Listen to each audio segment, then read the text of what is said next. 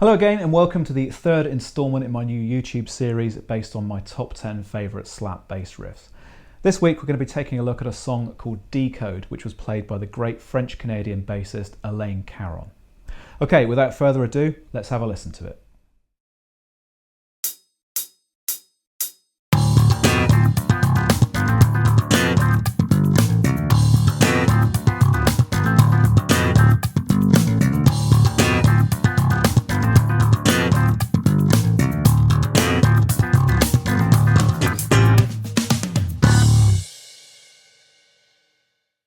This bass line was originally performed on a 6-string bass, but in this lesson I'm going to be adapting it so we can play it on a 5-string. So we're going to be playing a line that's based around a kind of D dominant 7th sort of sound. And on the first beat of the bar we're going to be slapping the D at the 3rd fret of the B string 3 times. Okay, so we've got an 8th note, 2 16th notes. Now on the second beat of the bar we're going to be playing a double stop. And that's 2 notes that are played together. The 2 notes in question here are going to be the F at the 3rd fret of the D string and the B at the 4th fret of the G string.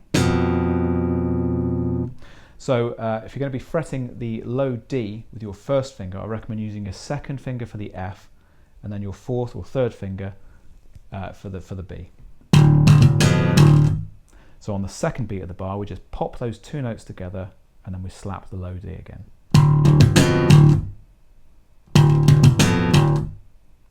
Now interestingly, this double stop, because it was played on a 6-string bass originally, it was actually played in a kind of inverted position. So here we've got the F below the B.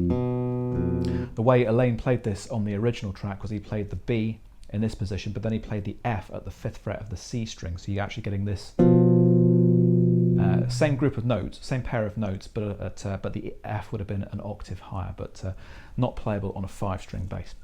Anyway, that's the first 2 beats of the first bar. Now moving on to the 3rd beat of the bar, we have a 16th note rest, and then we're going to be slapping a ghost note on the low B string. So just a nice pitchless ghost note. If you've never played ghost notes before, we have an entire course focused on ghost notes on the slap bass course over on the Bassline publishing website, so worth taking a look. So we're going to follow that ghost note by slapping the C at the 1st fret of the B string, and then we're going to hammer on to the D at the 3rd fret. Okay, so that's what we've got on the 3rd beat of the bar. Don't forget there's a 16th note rest before you play any of that. It's going to make a little bit more sense once we put the rest of the bar together. So on the 4th beat of the bar, we're going to be popping the F at the 1st fret of the E string. Quite unusual to pop notes on the lower strings on the bass, but Alain does do this as part of his technique. So we pop the F, and then the thumb is going to bounce on the low B string, playing another ghost note. We then move up and pop the G at the 3rd fret of the E string and hammer on to the A.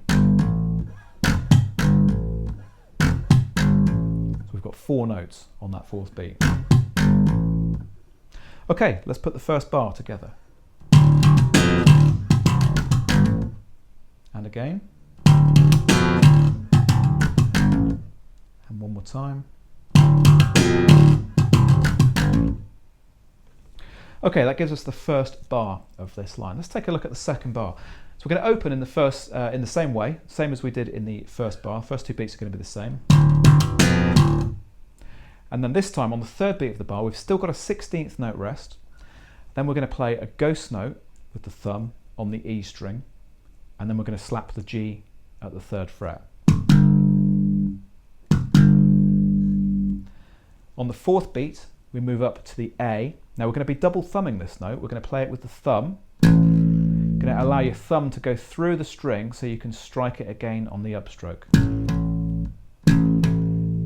Again, if double thumbing is new to you, I've done a complete course on this in the advanced slap bass course over on the Bassline publishing website, so it might be worth checking that out if you're new to the double thumbing technique. So on beat 4, we've got those 2 A's, down up with the thumb, and then we slap C on the A string and hammer on to the D.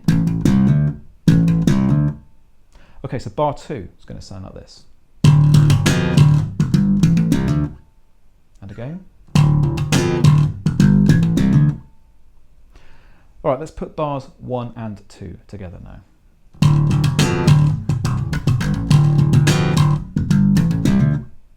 And again.